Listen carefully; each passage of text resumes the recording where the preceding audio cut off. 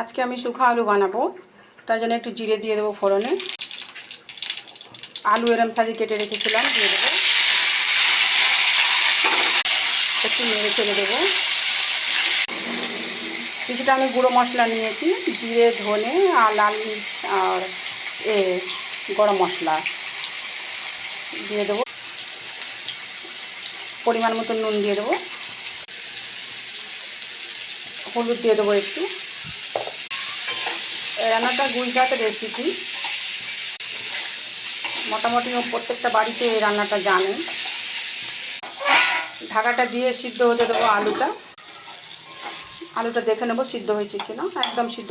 এই রান্নাটা খুব তাড়াতাড়ি হয়ে যায়। আপনি আলু তরকারিটা পরোটা বা রুটির সঙ্গে খেতে পারেন, ডাল ভাতের সঙ্গে তো খুবই ভালো লাগে খেতে। অবশ্যই ট্রাই করে দেখুন, তাহলে তো বুঝতে পারবেন যে কিরকম।